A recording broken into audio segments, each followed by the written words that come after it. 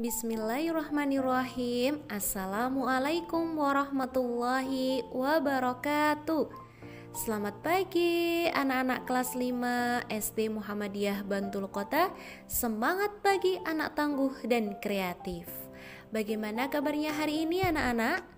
Semoga anak-anak semua dalam keadaan sehat dan tetap semangat belajar dari rumah ya. Nah, anak-anak, hari ini kita akan belajar muatan PPKN tema 2 subtema 3 tentang tanggung jawab. Anak-anak simak dan perhatikan baik-baik penjelasan dari Bu Nisa ya.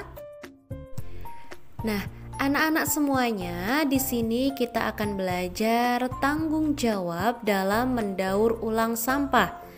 Salah satu cara yang dilakukan untuk menjaga kebersihan lingkungan adalah dengan membuang sampah pada tempatnya.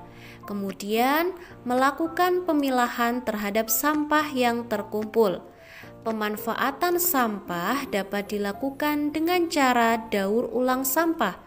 Daur ulang merupakan proses untuk mengubah bahan bekas menjadi bahan baku. Tujuannya antara lain mengurangi pencemaran atau kerusakan lingkungan. Langkah-langkah dalam daur ulang sampah yaitu 1. Melakukan pemisahan jenis sampah, 2. Penyimpanan, dan 3. Pengiriman atau penjualan. Manfaat daur ulang sampah. 1. Mengurangi polusi atau pencemaran udara akibat bau dari tumpukan sampah.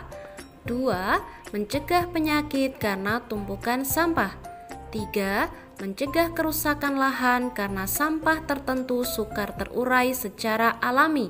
Dan yang keempat, menghemat energi untuk membuat bahan baku baru. Nah, itu tadi tentang tanggung jawab kita terhadap daur ulang sampah ya anak-anak. Bisa dipahami ya sampai di sini? Untuk selanjutnya kita akan belajar tanggung jawab seorang siswa. Sebagai seorang siswa, kita memiliki tanggung jawab. Berikut beberapa tanggung jawab kita sebagai seorang siswa. 1. Belajar merupakan tanggung jawab seorang pelajar. Seorang pelajar sebaiknya belajar setiap hari dan mengulang materi pelajaran yang diberikan guru di sekolah dengan baik. Selain itu, setiap pelajar wajib mengerjakan tugas yang diberikan guru di sekolah. Apabila tugas dilakukan secara kelompok, maka seorang pelajar harus bisa bekerja sama dengan teman-teman kelompoknya.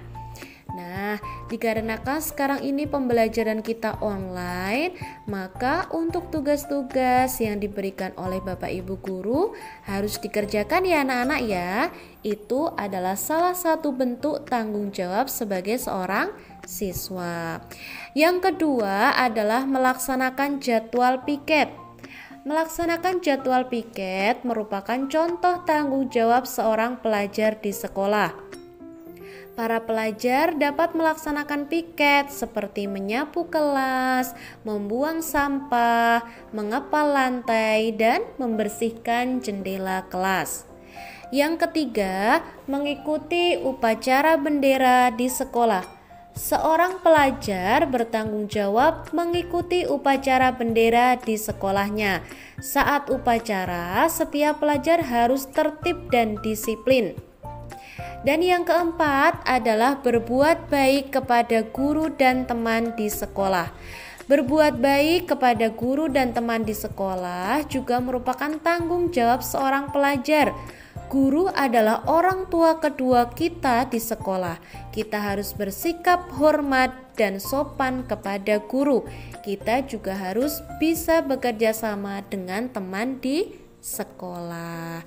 Nah, itu tadi tanggung jawab sebagai seorang siswa. Bisa dipahami ya anak-anak ya? Materi selanjutnya adalah akibat tidak melaksanakan tanggung jawab di rumah, di sekolah, dan di masyarakat. Akibat tidak melaksanakan tanggung jawab di rumah. Yang pertama hak anggota keluarga tidak didapatkan dengan baik. Yang kedua, hubungan anggota keluarga menjadi renggang. Yang ketiga, pekerjaan di rumah menjadi terbengkelai atau tidak selesai. Dan yang keempat, lingkungan rumah menjadi kotor dan tidak terawat. Akibat tidak melaksanakan tanggung jawab di sekolah. Yang pertama, fasilitas sekolah menjadi kotor dan tidak terawat. Yang kedua, kegiatan pembelajaran tidak terlaksana dengan baik. Yang ketiga, tidak tercipta ketertiban dan keamanan di sekolah. Dan yang keempat, hubungan antar warga sekolah menjadi renggang. Akibat tidak melaksanakan tanggung jawab di masyarakat. Yang pertama, hubungan antar anggota masyarakat tidak harmonis. Yang kedua, dikucilkan oleh masyarakat. Yang ketiga, tidak dihargai dan tidak dipercaya oleh masyarakat. Dan yang keempat, menjadi bahan pembicaraan masyarakat. Nah, itu tadi materi kita untuk hari ini ya anak-anak, yaitu tentang tanggung jawab mendaur ulang sampah, kemudian tanggung jawab seorang siswa, dan akibat jika tidak melaksanakan tanggung jawab di lingkungan rumah, sekolah, dan masyarakat. Terima kasih anak-anak sudah mendengarkan dan memperhatikan penjelasan dari Bu Nisa. Untuk materi hari ini cukup ya anak-anak ya. Mungkin itu saja yang dapat Bu Nisa sampaikan. Semoga bermanfaat. Sekian dari Bu Nisa. Bu Nisa akhiri. Wassalamualaikum warahmatullahi wabarakatuh.